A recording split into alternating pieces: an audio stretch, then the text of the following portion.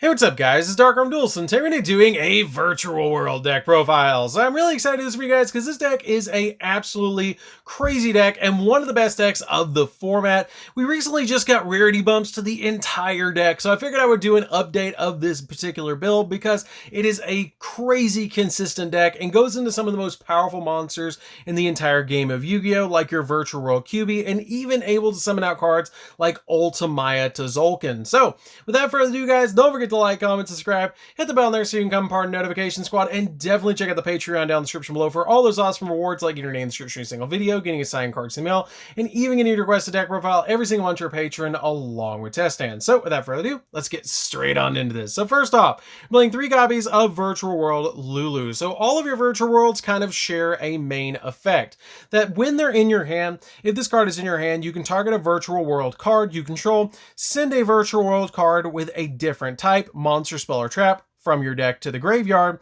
and if you do, you special summon this card. The majority of your virtual world cards actually share that ability, which is really cool, but then they also gain additional effects. That this card has the ability that then you can add one virtual world card of the third type from your deck to your hand, which is a great effect. And they all have a summoning requirement or a summoning restriction after you summon them, that for the rest of the turn, you can only special summon level/rank 3 or higher monsters, which is not that big of a deal because everything that we're summoning in this deck is either 3, 6, 9, or 12 that you're summoning in this deck because they work on the 3 axis, which is kind of cool. We then play 3 copies of the dog. This card is really good too because this card has the ability that if it's summoned to your side of the field during the end phase of the turn, you can add one virtual world monster from your graveyard to your hand, which is a pretty good effect just to be able to do that, to grab the exact one that you need back from the graveyard. We then play just 2 copies of Hime. Hime is really good, but you just really need 2 copies of her because she has a unique ability that if she's in the graveyard, or if a level 3 monster is normally special summon, while she's in the graveyard, you can special summon this card back as a tuner monster or banish her when she leaves the field. And when this card leaves the field, also for the rest of the turn, you can only special summon level 3/rank 3 or higher monsters. And if this card is banished, you get to target one of your other banished cards and shuffle it into the deck, which is a great effect. But you really just need 2 copies of her.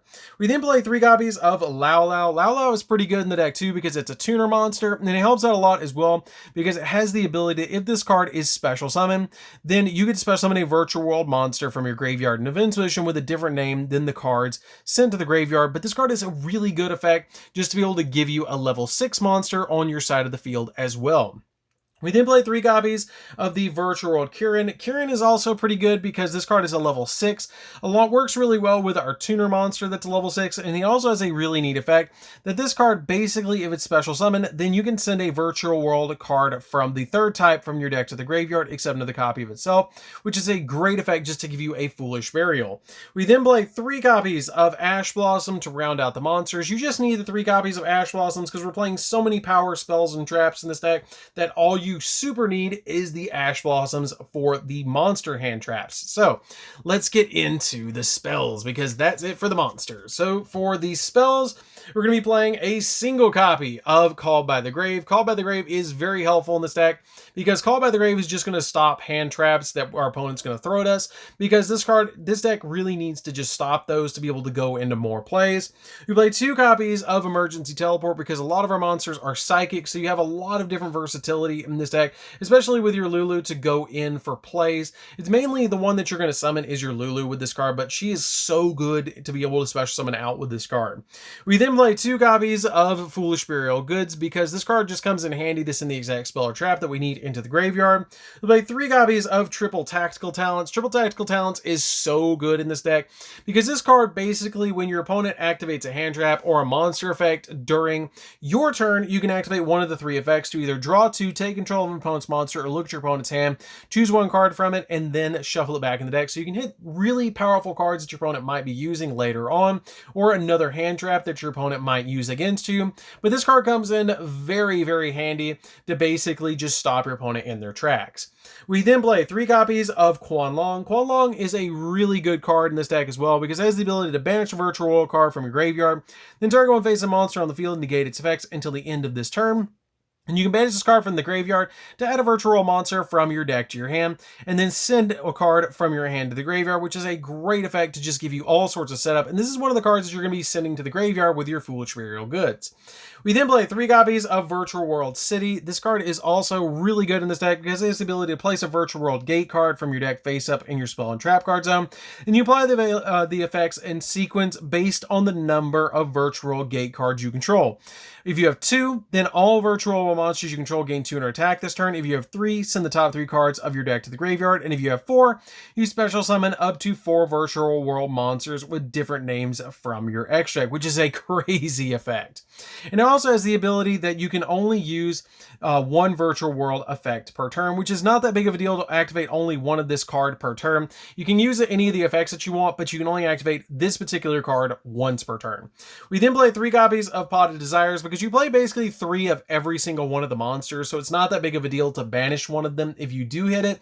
So this card comes in very handy to just banish the top 10 and then draw 2, and it combos really well with triple tactical talent. So if our opponent does stop us with a hand trap, they're going to hit 1 for 1, then we're going to activate triple tactical talents and get us to draw anyway, so it's totally fine. So that's it for the spells. Let's get into the traps. So for the traps, we're playing a single copy of this Virtual World Gate because this card is really good. It has the ability to, during the battle phase, if you control another Virtual World Gate card, you can target one face-up monster on the field and change its battle position. And then during your main phase, you can banish this card from the graveyard and then target 1 Virtual World monster in your graveyard and special summon it, mitigate its effects, and then send 1 card from your hand to the graveyard. This card is really good just to be able to get that exact reborn that you need back from the graveyard, because the majority of your gates actually resolve in the graveyard because they're going to get you those really powerful effects. We then play 2 copies of Chuchi. This card's really good as well because it has a great effect that you can target 1 face-up card on the field, shuffle 2 of your banished Virtual World cards with different names from each other into the deck, and then destroy that card. This card is a great face-up on the field because it gives you that pop, and it gives you that ability to recover some of your resources as well. And it also has the ability that during your main phase, you can banish this card from the graveyard to target a Virtual World monster you control and increase or decrease its level/rank by 3, so it can help you go into cards like your copies of your Ultimaya Tzolk'in by increasing a level 3 up to a level 6. We then play 3 copies of Infinite Impermanence. I just feel like the 3 Ash and the 3 Infinite Impermanence is really all I needed for the hand traps in this deck. It really helps out a lot to be able to just stop the opponent with the Impermanence for negating monster effects and the Ash Blossoms to help them stop from touching the deck, because that's pretty much all you need, especially with all the power plays that we're going into from the extra deck. So that's pretty much it for the main deck, guys. Let's get into the extra deck. So for the extra deck, we're playing a single copy of the Virtual World QB. This card is basically a walking macrocosmos. It's insane because it has the ability that any card sent from the field to the graveyard is banished instead. And you can only use each of the following effects of this card once per turn. When an monster declares an attack, you can return 1 of your banished monsters to the owner's graveyard, and then during your main phase, except turn this card was sent to the graveyard, you can banish 2 other monsters from the graveyard with different original types and attributes from each other and special summon this card back from the graveyard. This card recurs itself. It basically is a walking macrocosmos, and it just helps you recover your resources. This card literally does it all, and is what a boss monster needs to be in a deck. We then play a single copy of the Dragon Mech. This card comes in helpful as well because it lets you once per turn banish a tuner monster from your hand or graveyard or face your field to target a card on the field and destroy it. And if this card synchro summon is destroyed by a card effect and sent to the grave, then you can target one of your banished tuners and add it to your hand. And this deck banishes a lot of cards, so this card comes in very handy. We then play a single copy of Ultimaya Tzolk'in. It's very easy to go into. Usually you're using a level 6 tuner and a level 6 monster to go into this card. And the main card that you're going to be summoning off of this is your copy of Crystal Wing, because Crystal Wing just gives you that additional monster negation. So Crystal Wing comes in very handy in this deck. 1 copy of Coral Dragon, because Coral Dragon comes in handy because once per turn you can discard a card and then target a card your opponent controls and destroy it. And if this synchro summon card is sent to the graveyard, then you can also draw a card. It also helps out that it's a tuner monster, so it can help you climb into other monsters in this deck. We then play a single copy of Muddy Mud Dragon, because Muddy Mud Dragon is super easy to go into this deck, and it actually lets you kind of summon Dragoons in this deck without actually playing Red Eyes Fusion and the Dark Magician and the Red Eyes. So it kind of goes into it a weird way, but it's kind of cool because it lets you have the ability that it's basically kind of like walking polymerization, and it substitutes itself as a monster that you need, like that's listed on that monster. So it's kind of cool to be able to do that, to go into the exact monster that you need to go into some really powerful fusion monsters that we're playing as tech cards in this extra deck. When you play a single copy of the Virtual World Beast, this card can't be destroyed by battle or by card effects while you control 2 or more monsters in the graveyard with the same original type and attribute, but with different names. And you can banish 2 monsters from your graveyard with the same original type and attribute but different names, and then target 1 card on the field and send it to the graveyard, which is a great effect. This card is really helpful in this deck to play as a one-of. We then play a single copy of Stardust Charge Warrior to round out the Synchro monsters, and this card basically has the ability when it's Synchro Summon you get to draw a card, which is pretty helpful. We then play a single copy of Fan Fan. Fan Fan has a really neat effect that you can once per turn detach 2 materials from this card and then target 1 face-up card your opponent controls and 1 card in either player's graveyard, banish them, and if this XZ summon card is destroyed by battle with an opponent's attacking monster or by an opponent's card effect, while in the monster zone, you can special summon 2 virtual monsters with different types and attributes from each other from your deck. So it replaces itself, and it's a really good card in the deck. We can play a single copy of M7 because it's really good in this deck, because it has the ability, if this card is summoned to your side of the field, you can detach a material from this card and then target a monster on the field in either player's graveyard and return it to the hand. So it gives you a little bit of recovery. 1 copy of Beatrice because it sends the cards that you need to the graveyard when you need them. 1 copy of Gaia Charger so you can give your copy of Zeus additional materials.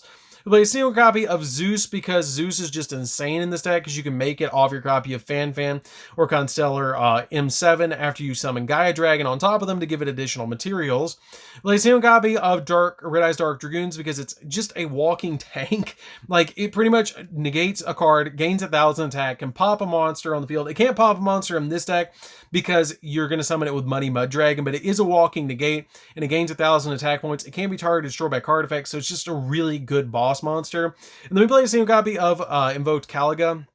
Caliga is really good because if a monster effect is attempts to activate, the player who activates their effect for the rest of the turn can only, each player can only attack with 1 monster each battle phase, but they can only attempt to activate no more than like 1 effect for the rest of the turn. So it's a really good effect that if the player's monster effects attempts to activate, none of that player's monsters can activate their effects for the rest of the turn. So you only get 1 monster effect and 1 attack with this card on the field. This card totally shuts down so many decks, especially with playing it in this deck to end on this and like a Crystal Wing. You get the negation with this card, and then you get this card to basically stop any further effects, and then they have to deal with the copy of Caliga before they can do anything else. So this card is just absolutely crazy to give you total shutdown, because if you summon out something like the Virtual World QB that's walking Macrocosmos, Crystal Wing on your side of the field, and a copy of Caliga, you're really going to get the insane plays rolling in this deck. So that's it for the deck, guys. I hope you did enjoy it. It's a really fun deck to play around with. I think it's probably one of the craziest decks running around right now in the format, and is definitely a deck that you guys should look into, because the majority of the stuff in this deck got reprinted in the 10 or in Cyber Strike in the case of your Infinite Impermanence. You don't have to play Dragoons in the extra deck if you don't want to. You can change it out for a copy of the Math Mech that's a level 12. That is an option for you guys if you want to change it out, but it is something that you guys could consider if you want to make the deck a little bit more budget. So anyways, guys, this is DarkArmedDuelist. Don't forget to like, comment, subscribe, hit the bell there so you can become part of the notification squad, and we'll see you guys in the next video. See you later, guys.